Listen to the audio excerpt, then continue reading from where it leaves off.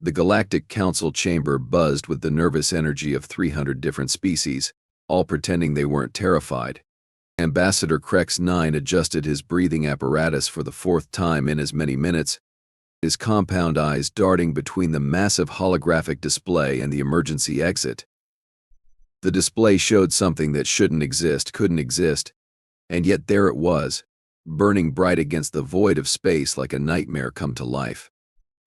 "Ladies, gentlemen, and distinguished blob forms," announced High Chancellor Vorth, her voice carrying the weight of impending doom. "We have a problem. A big, angry, human-shaped problem." The chamber erupted in a cacophony of clicks, whistles, and what sounded suspiciously like sobbing from the Melkan delegation. Krex-Nine couldn't blame them. The last time anyone had seen a human warship, half the outer rim had gone dark, and that was before the Exile. "Impossible," screeched Ambassador Tilk, his feathers bristling with indignation. "The humans were banished beyond the galactic barrier. No ship can cross back through the quantum storms." "Tell that to the USS Retribution," Vorth replied dryly, gesturing at the display. Because apparently nobody informed Captain Maya Sterling that crossing the barrier was supposed to be impossible. The ship on the screen was wrong in every conceivable way. Where human vessels had once been sleek and practical, this monstrosity was something else entirely. Scarred metal plating covered what looked like jury-rigged armor, and energy signatures suggested weapon systems that defied conventional physics. It moved with the predatory grace of something that had learned to hunt in the deepest darkness between stars. "How long since they made contact?" asked Krex-Nine, proud that his voice only cracked slightly. 17 standard hours ago," Vorth said. "Your first transmission was," and I quote, "Hello, neighbors. Miss us?" A collective shiver ran through the chamber. Humans had always been unsettling with their persistence, their refusal to accept the impossible, and their disturbing tendency to solve problems with controlled explosions. But that was before the Exile, before they'd been forced to survive in the void beyond known space. "What do they want?" wheezed Ambassador Gorth, his tentacles writhing with anxiety. "Nothing yet," Vorth admitted. "They're just sitting there, 3 light minutes from Station Omega-7, broadcasting human music on all frequencies." "Music?" Tilk squawked. "What kind of music?" "Something called heavy metal, apparently. The station's translator is having difficulty with the lyrics, but the general theme seems to involve fire, vengeance, and something called face-melting guitar solos." The holographic display shifted, showing the sleek lines of Station Omega-7, one of the Council's most advanced diplomatic outposts. Compared to the human warship hanging in space nearby, it looked like a child's toy. The scale was all wrong. The Retribution was massive, easily twice the size of the largest Council dreadnought, and it bristled with weapons that didn't appear in any known database.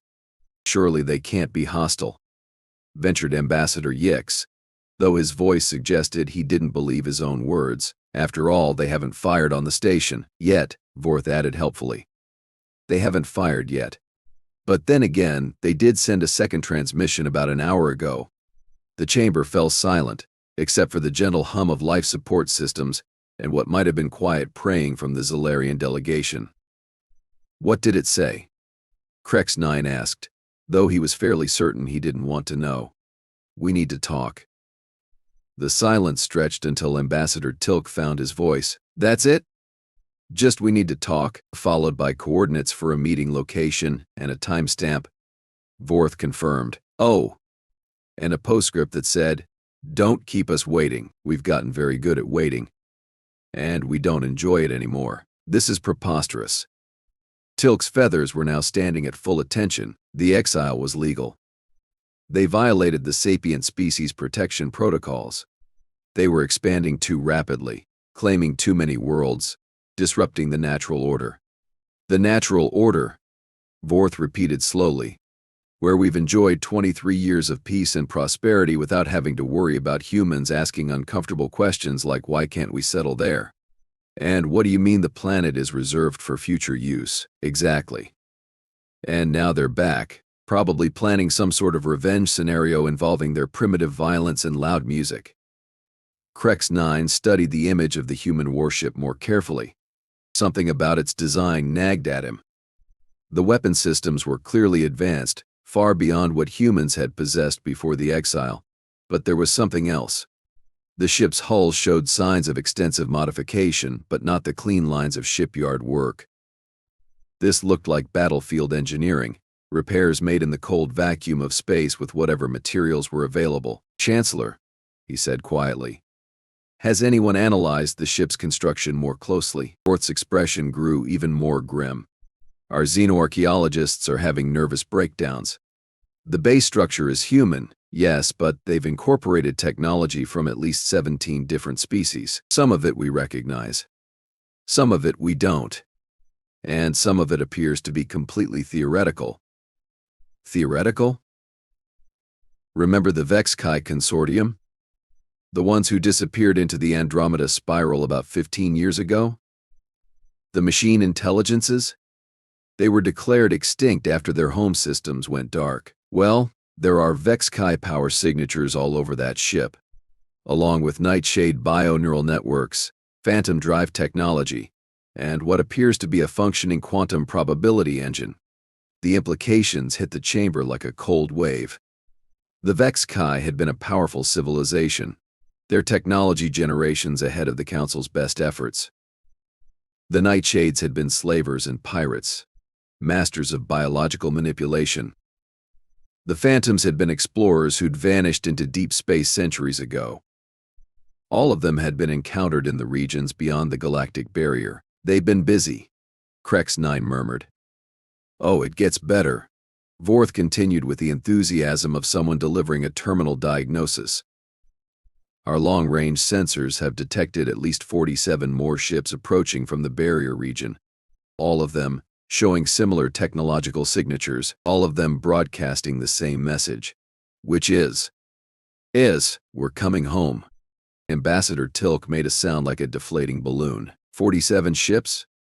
That's an invasion fleet, or, Vorth said thoughtfully, it's the survivors of 23 years beyond the barrier, finally returning with whatever they've learned, built, or conquered out there. The display shifted again, showing a star chart of the region beyond the galactic barrier. It was mostly empty space, marked with hazard warnings and navigation beacons that read "Passage Forbidden."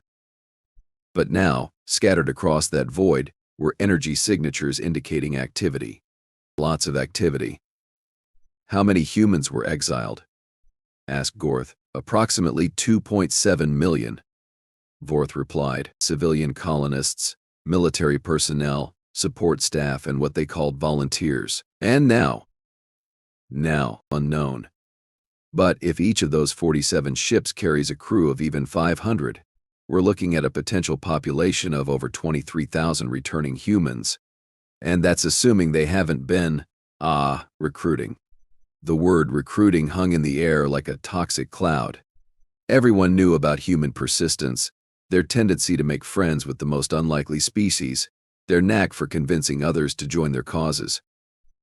The thought of humans spending 23 years beyond the barrier, meeting whatever was out there, sharing their particular brand of stubborn optimism and controlled chaos, it was enough to make any council member break out in a cold sweat. "We need to respond to their meeting request," Krex-Nine said finally. "Running away won't solve anything, and frankly, if they wanted to attack us, they probably would have done it already." "Agreed." Vorth nodded. "The question is, who do we send? This isn't exactly a standard diplomatic situation. Send me," Krex-Nine heard himself saying, and immediately regretted it. But the words were out there now, floating in the chamber like a confession of insanity. "You?" Tilk squawked. "Why would you volunteer for what amounts to a suicide mission?" "Because," Krex-Nine said, adjusting his breathing apparatus one more time, "I was there during the original Exile proceedings. I was part of the team that drafted the Banishment protocols. If anyone has a chance of understanding what they want and why they're back, it's me." The truth was more complicated than that. But Krex-Nine wasn't about to admit to a chamber full of politicians that he'd actually voted against the Exile. That he'd argued the humans deserved a chance to prove they could coexist peacefully with the other species. That he'd been overruled by a coalition of fear and prejudice. that he'd spent 23 years wondering if they'd made a terrible mistake. "Very well," Vorth said after a moment of consideration. "Ambassador Krex-Nine will represent the Council at the meeting, but he won't go alone. We'll send a small diplomatic vessel with minimal armament and maximum shielding. If things go badly, at least we'll have a chance to escape and warn the others." "Comforting," Krex-Nine muttered. "Meeting is scheduled for tomorrow at 1400 hours. Standard Time," Vorth continued. "Location is deep space. Coordinates already transmitted. The humans specified that only one council representative should attend, but they're allowing an escort vessel to remain at a safe distance." "Define safe distance," Gorth asked nervously. "Outside the blast radius of whatever weapons they're carrying. Presumably." The chamber fell silent again as the full implications of the situation sank in. Somewhere out there, beyond the galactic barrier, humanity had survived. Not just survived, but apparently thrived. They'd built new ships, developed new technologies, possibly made contact with species that the Council had never encountered.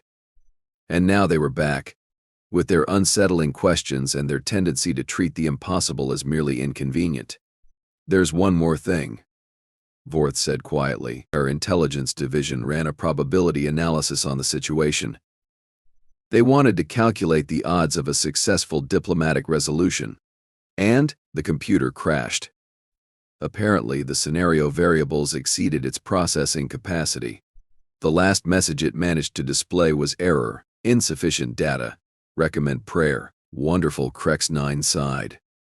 "Absolutely wonderful." As the chamber began to empty, delegates hurrying away to contact their home governments and probably update their wills, Krex-Nine remained seated, staring at the image of the human warship. Tomorrow, he would travel to a meeting that could determine the fate of the entire galaxy. He would sit across from representatives of a species that had been forced into exile, left to survive in the hostile void beyond known space. A species that had not only survived, but had apparently decided to come home, with friends. The diplomatic shuttle Peaceful Intent was anything but peaceful as it approached the designated meeting coordinates.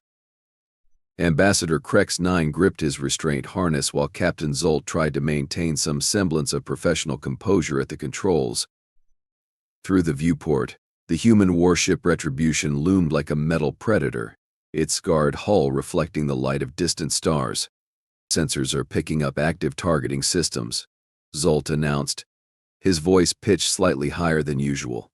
"But they're not locked onto us yet." "Reassuring," Krex-Nine muttered, checking his translation device for the 7th time. The last thing he needed was a diplomatic incident caused by a malfunctioning translator. "Incoming transmission," Zolt reported. "Audio only." "ACI. Put it through." "Mal."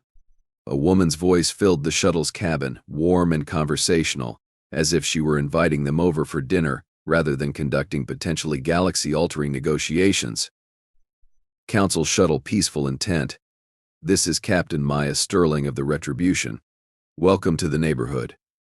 Please dock with our port airlock. We'll have someone waiting to escort you aboard." "Acknowledged, Captain Sterling," Krex-Nine replied. "We're approaching your vessel now." "Excellent. Fair warning though, Ambassador, the gravity on our ship runs a bit higher than Council standard. We've gotten used to it, but you might find it a little intense. We'll have a mobility assist ready if you need it."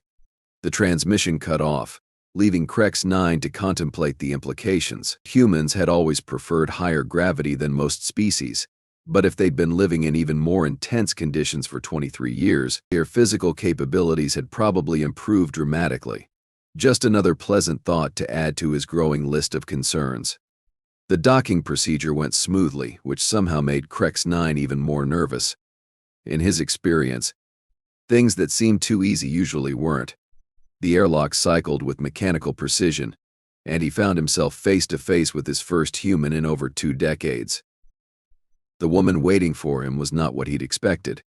Captain Maya Sterling was tall, even by human standards, with silver-streaked black hair pulled back in a practical ponytail. Her uniform was clearly military, but it bore insignia that didn't match any human service he remembered. What struck him most, however, were her eyes. They held the kind of weariness that came from seeing too much, combined with an alertness that suggested she was constantly evaluating threats. "Ambassador Krex-Nine," she said, extending her hand in the traditional human greeting gesture. "I'm Captain Sterling, but please, call me Maya. After 23 years of military protocol, I appreciate a little informality." "Captain Maya," Krex-Nine replied, carefully shaking her hand. Her grip was firm but not crushing, though he could feel the strength in her fingers. "Thank you for agreeing to this meeting." "Oh, we've been looking forward to it," Maya said with a smile that didn't quite reach her eyes. "It's been a while since we've had company from the old neighborhood. Come on. Let's get you settled. We have a lot to talk about." The interior of the Retribution was a study in controlled chaos. The corridors were wider than standard human design, and the walls showed evidence of extensive modification. Conduits and access panels bore markings in at least 3 different alien scripts, and the air carried scents that Krex-Nine couldn't identify. "You'll have to excuse the decor," Maya said as they walked. "When you're stuck beyond the galactic barrier with limited resources, you learn to improvise. We've incorporated quite a bit of borrowed technology over the years." The Council's analyst noted unusual energy signatures. Krex-Nine said carefully, "I bet they did." Maya's tone was amused. "We ran into some interesting neighbors out there. Some were friendly. Some weren't. We learned from both types." They entered what appeared to be a conference room, though the table was clearly salvaged from at least 2 different ships, welded together with impressive skill. Seated around it were 3 other humans, each representing a different chapter in humanity's exile story. "Ambassador, meet my senior staff," Maya said, gesturing to each in turn. "Commander Rick Barnes, our chief engineer and resident miracle worker. Dr. Sarah Kim, our xenobiologist and diplomatic specialist, and Lieutenant Colonel Jake Morrison, head of our Special Operations Division." Each human nodded politely, but Krex-Nine noticed they all carried themselves with the same alert wariness as their captain. These were people who had learned to sleep with one eye open. "Please, have a seat," Maya said, settling into her own chair. "Before we begin, I should probably address the rather large question hanging in the room, namely, why we're back, and what we want." "That would be appreciated," Krex-Nine said, trying to project more calm than he felt.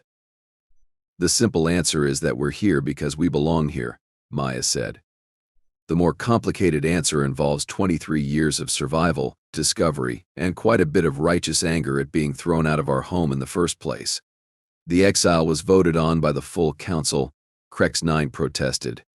"The majority of species agreed that human expansion was becoming problematic." "Problematic," Commander Barnes repeated, his tone flat. "That's one way to put it.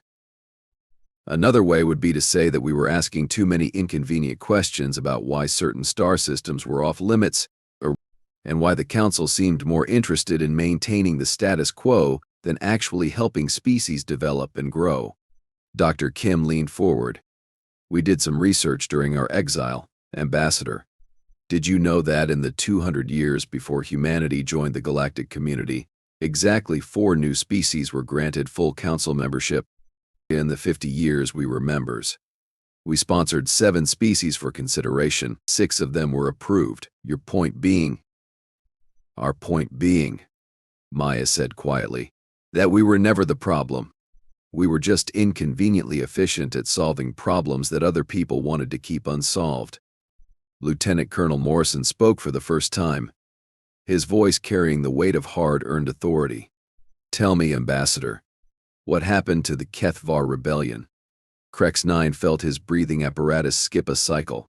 "The Kethvar situation was resolved through diplomatic channels. After we were exiled, you mean? Funny thing about that resolution, we made contact with Kethvar refugees about 12 years ago. Seems their idea of diplomatic resolution involved orbital bombardment of civilian population centers." The room fell silent except for the subtle hum of ship systems. Krex-Nine realized that these humans hadn't just survived their exile. They'd spent 23 years gathering intelligence, making contacts, and learning exactly what had happened in their absence. The Farax Mining Consortium, Dr. Kim continued conversationally. The Council granted them exclusive mining rights to the Helix Nebula region. Interesting choice, considering that region was already inhabited by a pre-spaceflight civilization called the VL-TAR. The VL-TAR were relocated to suitable worlds, Krex-Nine said weakly. Were they? Maya asked. Because we've got about 3,000 VL-TAR refugees living in our fleet right now. They have a different story about that relocation. Ekim Kat, something about forced labor camps and systematic cultural destruction. The conference room seemed to be shrinking around Krex-Nine. Each revelation hit like a physical blow, painting a picture of a galactic community that had used humanity's exile as an excuse to abandon any pretense of ethical behavior. But that's ancient history now, Maya said, her tone becoming almost cheerful. We're not here to relitigate the past, we're here to discuss the future. What kind of future? Krex-Nine asked, though he was beginning to suspect he wouldn't like the answer. The kind where humanity takes its rightful place in galactic society, Commander Barnes said. Then, the kind where we have a voice in decisions that affect the galaxy. The kind where we can protect the species and civilizations that can't protect themselves. You're talking about challenging the entire structure of the Council, Krex-Nine said. We're talking about fixing a broken system, Dr. Kim corrected. The Council has become stagnant, corrupt, and frankly evil. You've allowed genocide, slavery, and exploitation to flourish as long as it didn't directly threaten the core worlds. And if the Council refuses to accept these changes, the silence that followed was more eloquent than any threat could have been. Finally, Maya spoke, her voice carrying the weight of absolute certainty. Then we'll make our own arrangements. Through the conference room's viewport, Krex-Nine could see more ships arriving. Human vessels, yes, but also designs he didn't recognize. Ships that belonged to species he'd never seen before, flying alongside humanity's fleet like allies rather than subjects. How many? He asked quietly. Species? We've made contact with 47 different civilizations beyond the barrier. Most of them were refugees, exiles, or survivors of Council diplomatic interventions. Ships? We've got about 200 vessels in our immediate fleet, with more arriving daily. People? Maya smiled. And this time it did reach her eyes. Over 800,000 humans, and about twice that many friends. Turns out, when you treat people with respect and actually try to help them solve their problems, they tend to want to stick around. The implications were staggering. Humanity hadn't just survived their exile, they'd built something new. Something that challenged every assumption the Council had made about galactic politics and power structures. What do you want from the Council? Krex-Nine asked. Nothing, Maya said simply. We don't need the Council's permission to exist, and we're done asking nicely for basic rights. We're informing you that we're back, we're staying, and we're going to continue doing what we've always done, helping people, solving problems, and asking inconvenient questions. And if the Council tries to enforce the exile again? Lieutenant Colonel Morrison answered this time, his voice carrying the casual confidence of someone who had seen combat and survived. Then they'll discover that 23 years of fighting for survival tends to make people very, very good at fighting. You're threatening war? We're promising self-defense, Maya corrected.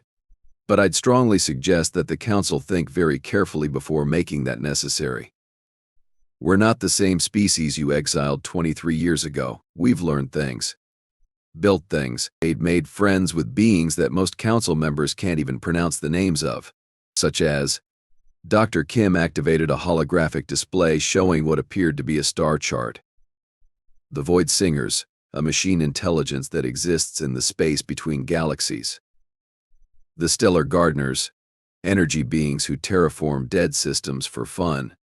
The Nightmare Kings, a warrior species that considers the most dangerous predators in Council space to be amusing pets. Oh, and the Ghosts of Andromeda, who turned out to not be extinct after all, just really, really annoyed. Each name sent a chill through Krex-Nine's exoskeleton. These were species from legend, civilizations that existed in the theoretical models of xenobiologists but had never been confirmed to exist. They're all friends of yours?